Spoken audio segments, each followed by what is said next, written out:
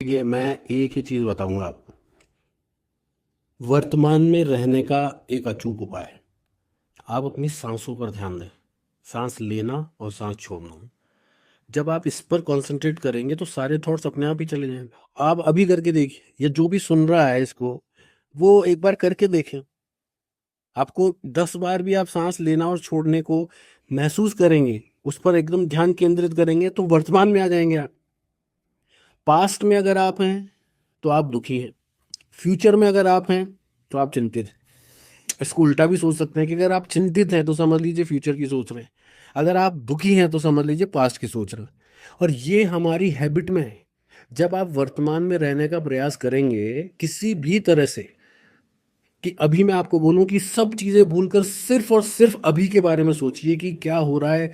जो मैं बोल रहा हूँ वो आप सुन रहे हो, और जो अभी दर्शक जो भी इसको देख रहे हैं वो सुन रहे हैं अगर, तो सिर्फ इसी पर केंद्रित हो जाए, सारे थॉट्स अपने आप चले जाएंगे। फिर आपको ना चिंता का पता लगेगा, ना आपको दुख का पता लगेगा। दुख और चिंता इससे मिटेगी नहीं, बिल्कुल भी नहीं मिटेगी।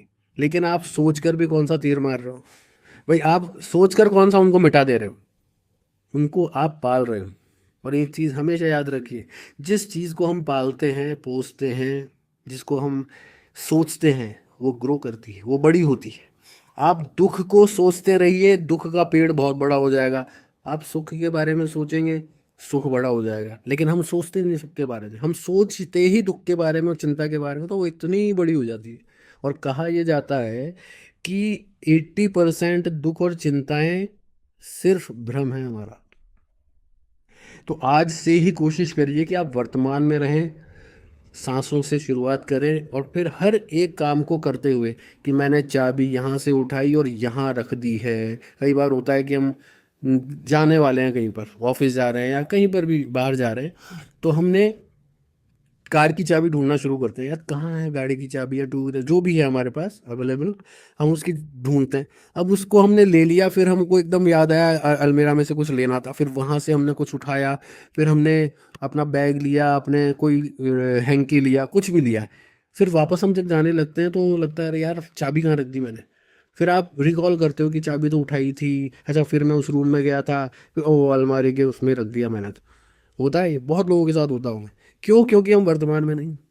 हम क्या सोच रहे हैं, वहां जाना है, उधर ट्रैफिक ना मिल जाए, अच्छा जल्दी पहुंचना है, टाइमिंग ये है यार, आज फिर लेट हो गए यार, ये हो रहा है वो।